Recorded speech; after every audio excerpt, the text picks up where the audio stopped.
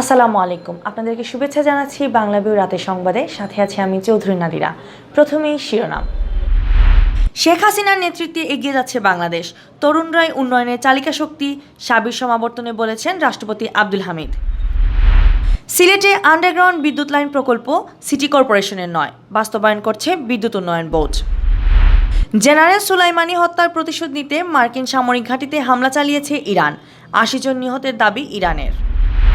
হেফাজতে ইসলাম বাংলাদেশের কেন্দ্রীয় আমির আল্লামা শাহ আহমদ শফি গুরুতর অসুস্থ, হাসপাতালে ভর্তি। সিলেটের কানাইঘাটে রাস্তার পাশে পরিত্যক্ত অবস্থায় পাওয়া যাচ্ছে ইয়ারগান ও গুলি, এক সপ্তাহে ৩টি ইয়ারগান উদ্ধার। ইরানের রাজধানী তেহরানের ইউক্রেনে যাত্রীবাহী বিমান বিধ্বস্ত, নিহত ১৮০। ভারতের ত্রিপুরার শান্তির বাজার মহাকুমাত গরু চড়াতে গিয়ে নিখোঁজ ব্যক্তির লাশ উদ্ধার। এতক্ষণ শুনছিলেন শিরোনাম, এখন বিস্তারিত।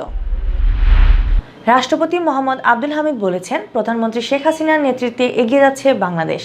সময় এখন মুক্তিযুদ্ধের চেতনায় এগিয়ে যাওয়ার, সময় এখন বিশ্বের বুকে মাথা উঁচু করে দাঁড়াবার, পথ চলবার। বুধবার বিকেলে সিলেটের শাহজালাল বিজ্ঞান ও প্রযুক্তি বিশ্ববিদ্যালয়ের তৃতীয় সমাবর্তনের সভাপতির বক্তব্যে একথা বলেন তিনি। সমাবর্তনে বক্তা হিসেবে বক্তব্য রাখেন ২১শে পদকপ্রাপ্ত সাহিত্যিক ও ঢাকা বিশ্ববিদ্যালয়ের সাবেক অধ্যাপক সৈয়দ মঞ্জুরুল ইসলাম। সমাবর্তনে যোগ দিতে হেলিকপ্টার যোগে বুধবার দুপুর 12:30টায় সিলেট উসমানী আন্তর্জাতিক বিমানবন্দরে এসে পৌঁছান রাষ্ট্রপতি মোহাম্মদ আব্দুল হামিদ। পরে তিনি হযরত শাহজালাল রহমতুল্লাহ আলাইহি ও হযরত শাহপরান রহমতুল্লাহ আলাইহির মাজার জিয়ারত করেন। এ সময় পররাষ্ট্রমন্ত্রী ডক্টর এ.কে. আব্দুল মোমেন, সাবেক শিক্ষামন্ত্রী নুরুল ইসলাম নাহিদ এমপি, আওয়ামী লীগের কেন্দ্রীয় সাংগঠনিক সম্পাদক শফিউল আলম চৌধুরী নাদেল, আওয়ামী লীগের সাবেক কেন্দ্রীয় সাংগঠনিক সম্পাদক মিসবাউদ্দিন সিরাজ, কেন্দ্রীয় নির্বাহী সদস্য বদরুদ্দিন আহমদ কামরান উপস্থিত ছিলেন। সমাবর্তনে রাষ্ট্রপতি মোহাম্মদ আব্দুল হামিদ বলেন, পৃথিবীর সকল রাষ্ট্রই এখন বিজ্ঞান ও প্রযুক্তির ক্ষেত্রে নিজেদেরকে শক্ত ভিত্তি গড়ে তুলছে। তথ্য প্রযুক্তি নির্ভর নতুন এই বিশ্ব ব্যবস্থায় প্রযুক্তিগত যে কোনো অসামর্থ্যই দেশকে পিছিয়ে দেওয়ার জন্য যথেষ্ট। বাংলাদেশকেও প্রযুক্তি ক্ষেত্রে স্বনির্ভরতা অর্জন করতে হবে। এজন্য প্রয়োজন সংশ্লিষ্ট ক্ষেত্রে নিরন্তর গবেষণা। নিত্য নতুন প্রযুক্তির উদ্ভাবন ও তার প্রসারের উপর নির্ভর করবে দেশের সমৃদ্ধি। সাবেক গ্র্যাজুয়েটদের উদ্দেশ্যে রাষ্ট্রপতি বলেন, যে কোনো দেশের উন্নয়ন ও ইতিবাচক পরিবর্তনে তরুণ সমাজই মূল চালিকা শক্তি হিসাবে কাজ করে থাকে। আমাদের দেশও তার ব্যতিক্রম নয়। সমাবর্তনে নিজের বক্তব্যের শেষ দিকে সিলেট সড়কের অপরিচ্ছন্নতার বিষয়ে কথা বলেন রাষ্ট্রপতি। তিনি বলেন, শাহজালাল ও শাহপরানের এ পবিত্র ভূমির রাস্তাগুলো ঘুরে আমার মন খারাপ হয়ে গিয়েছে। ধারণা করেছিলাম রাস্তা আরও পরিষ্কার থাকবে। যেখানে সেখানে পলিথিন, কলার খোসা, কাগজ পড়েছিল। বিদেশের রাস্তাঘাটে থুতু ফেলতেও মানুষ ভয় পায়, অথচ আমাদের দেশে মানুষ নোংরা করার আগে একবারও ভাবে না। যারা খাদ্যে ফরমালিন ও কেমিক্যাল মেশাচ্ছে তারা গণহত্যা করছে বলে উল্লেখ করেন রাষ্ট্রপতি আব্দুল হামিদ। তিনি বলেন, সব জায়গায় এখন শুধু চীনের কমলা পাওয়া যায়, যা দেশে আনতে ২.৫ মাস লাগে। এসবে ফরমালিন দেওয়া থাকে। শুধু ফলমূল না, শাকসবজি, মাছ, মাংস সব কিছুতেই ফরমালিন। এসব খাওয়ার ফলে দেশে ক্যান্সারের রোগী প্রতিনিয়ত বৃদ্ধি পাচ্ছে। বেশি লাভবান হওয়ার জন্য যারা ফরমালিন ও কেমিক্যাল দিচ্ছে তারা গণহত্যা করছে। এদের বিরুদ্ধে সামাজিক আন্দোলন গড়ে তোলা দরকার এবং সরকারেরও ব্যবস্থা নেওয়া দরকার। তিনি সিলেট বিভাগের ছাতকের কমলা স্বাদের প্রশংসা করেন। আজকের এই সংগঠন তোমাদের যেমন আনুষ্ঠানিক স্বীকৃতি দিচ্ছে, তেমনি দায়িত্ব অর্পণ করছে। বিশ্ববিদ্যালয়ের একজন গ্রাজুয়েট হিসাবে তোমরা সর্বদা সত্য ও ন্যায়কে সমুন্নত রাখবে। রাষ্ট্রের বিবেকবান নাগরিক হিসাবে তোমাদের কাছে প্রত্যাশা, তোমরা কখনো ডিগ্রির মর্যাদা, ব্যক্তিগত সম্মানবোধ ও নৈতিকতাকে ভুলণ্ডিত করবে না। অন্যায় ও অসত্যের সঙ্গে কখনো আপোষ করবে না।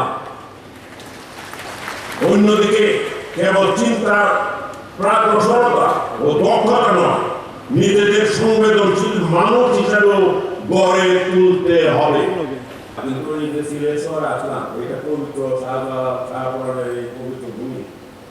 আমার এই শহরে যেটুকু রাস্তা আমি ঘুরলাম, এই রাস্তা মানে অবস্থা দেখে আমার মনটা খারাপ হয়ে গেছে। আমার ধারণা ছিল যে অন্তত আর একটু পরিষ্কার পরিচ্ছন্ন থাকবে, কিন্তু রাস্তার মধ্যে দেখা গেল যে এই পলিথিন পেপার, এরপর কলার পাগলা, কাগজ পুতলা পাতলা, মানে যাচ্ছে তার অবস্থায় রাস্তার মধ্যে। এটা কোনো এই যে একটা পরিষ্কারের একটা মানসিকতা, এই মানসিকতাটাই আমাদের দেশ থেকে মনে হয় হারিয়ে গেছে। সিলেটে চলছে ওভারহেড বিদ্যুৎ লাইনকে আন্ডারগ্রাউন্ডে নেওয়ার কাজ। ইতিমধ্যে হযরত শাহজালাল রহমতুল্লাহ আলাইহির মাজার এলাকায় এই প্রকল্প বাস্তবায়ন হয়েছে।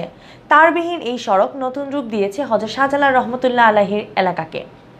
আন্ডারগ্রাউন্ড বিদ্যুৎ প্রকল্পের কৃতিত্ব নিয়ে সামাজিক যোগাযোগ মাধ্যমে চলছে নানা বিতর্ক। কেউ এর পুরো কৃতিত্বটাই তুলে দিচ্ছেন মেয়র আরিফের হাতে, আর কেউ বলছেন এটা পররাষ্ট্রমন্ত্রীর অবদান। সামাজিক যোগাযোগ মাধ্যমে যখন চলছে বিতর্কের ঝড়, তখন প্রকৃত সত্যটা জানালো বাংলাদেশ বিদ্যুৎ উন্নয়ন বোর্ড। মঙ্গলবার গণমাধ্যমের পাঠানো এক বিজ্ঞপ্তিতে বিদ্যুৎ উন্নয়ন বোর্ড জানিয়েছে, ওভারহেড বিদ্যুৎ লাইন আন্ডারগ্রাউন্ডে নেওয়ার প্রকল্প বাস্তবায়ন করেছে তারা। বর্তমানে সরকারের নিজস্ব অর্থায়নে বিদ্যুৎ বিতরণ ব্যবস্থা উন্নয়ন প্রকল্প সিলেট বিভাগ এই নামে প্রকল্পটি বাস্তবায়ন করছে বিদ্যুৎ উন্নয়ন বোর্ড। এটি সিটি কর্পোরেশনের কোনো প্রকল্প নয়। সিটি কর্পোরেশন কেবলমাত্র প্রকল্প বাস্তবায়নে কিছুটা সহযোগিতা করেছে। এই প্রকল্পের আওতায় আম্বরখানা উপকেন্দ্র থেকে চৌহাট্টা হয়ে বন্দরবাজার পর্যন্ত 2টি এবং শেখঘাট উপকেন্দ্র থেকে সার্কিট হাউস পর্যন্ত আরও একটি 11 কেবি ফিডারকে সম্পূর্ণ আন্ডারগ্রাউন্ডে সঞ্চালন লাইনের আওতায় নেওয়া হবে। জেনারেল সুলাইমানি হত্যার প্রতিশোধের অংশ হিসেবে ইরাকের পশ্চিমাঞ্চলে অবস্থিত মার্কিন সামরিক ঘাঁটি আইন আল আসাদের উপর ক্ষেপণাস্ত্র হামলা চালিয়েছে ইরানের ইসলামী বিপ্লবী গার্ড বাহিনী IRGC। এতে মার্কিন ঘাঁটিকে মাটির সঙ্গে মিশিয়ে দেওয়া হয়েছে বলে দাবি করেছে ইরান।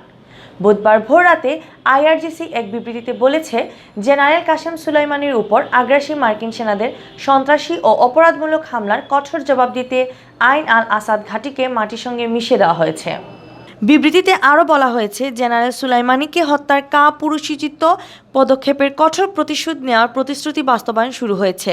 বুধবার ভোররাতে ইরাকে অবস্থিত মার্কিন বিমান ঘাঁটি আইন আল আসাদের উপর ভূমি থেকে ভূমিতে নিক্ষেপযোগ্য অসংখ্য ক্ষেপণাস্ত্র বর্ষণ করে ঘাঁটিটি গুঁড়িয়ে দেওয়া হয়েছে।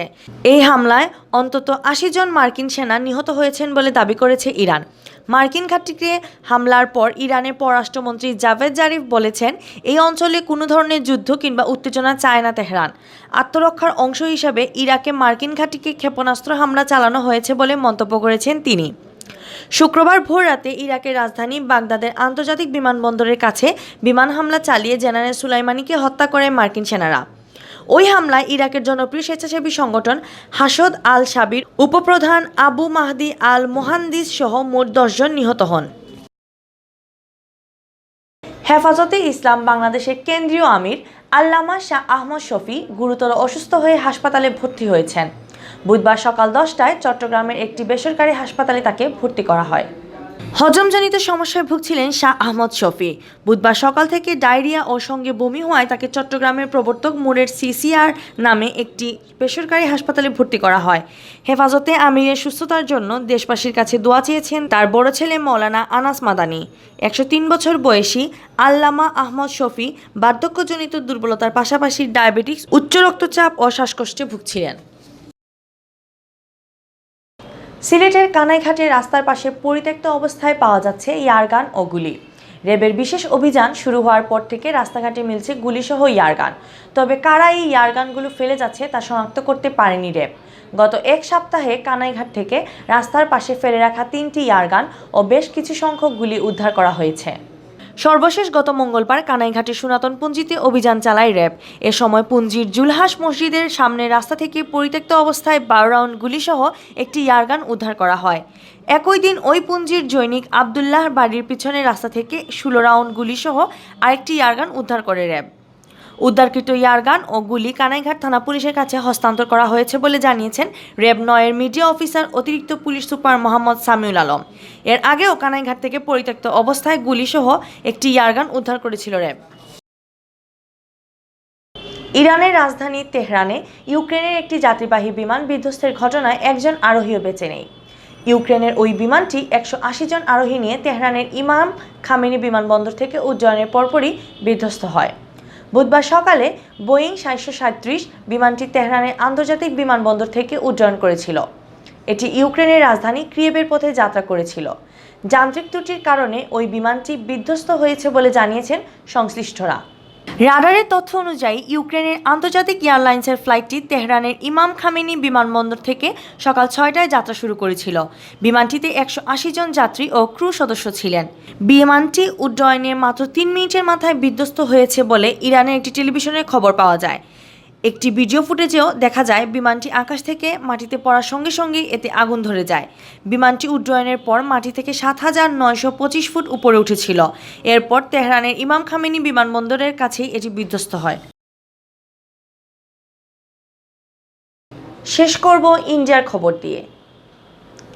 ভারতের ত্রিপুরার শান্তির বাজার মহাকুমার ঝুলাইবাড়ি শালবাগানগঞ্জ এলাকা থেকে এক ব্যক্তির লাশ উদ্ধার করা হয়েছে। বুধবার সকালে ওই এলাকায় একটি নালা থেকে তার লাশ উদ্ধার করা হয়। মঙ্গলবার গরু চড়াতে গিয়ে আর বাড়ি ফিরেননি ইসলাম মিয়া নামের ওই ব্যক্তি। তার মৃত্যুর রহস্য উদ্ঘাটনে মাঠে নেমেছে পুলিশ। ত্রিপুরা থেকে সাংবাদিক আব্দুল হান্নান জানান, জুলাইবাড়ি শালবাগানগঞ্জ টিলার বাসিন্দা ইসলাম মিয়া মঙ্গলবার গরু চড়াতে বের হয়ে রাতে বাড়ি ফিরেননি। বুধবার সকালে তার লাশ এলাকার একটি নালায় পড়ে থাকতে দেখে পুলিশে খবর দেন। পরে স্থানীয় বাইখোড়া থানা পুলিশ এসে ইসলাম মিয়ার লাশ উদ্ধার করে বাইখোড়া হাসপাতাল মর্গে পাঠায়। তার মৃত্যুর কারণ হিসেবে ধোঁয়াশা তৈরি হয়েছে। মৃত্যুর কারণ তদন্তে পুলিশ মাঠে নেমেছে। এতক্ষণ শুনছিলেন বাংলা ভিউ সংবাদ। রাত 11টায় প্রচারিত হবে সিলেটের আঞ্চলিক ভাষার সংবাদ। দেখার আমন্ত্রণ রইল। সাথে থাকার জন্য ধন্যবাদ।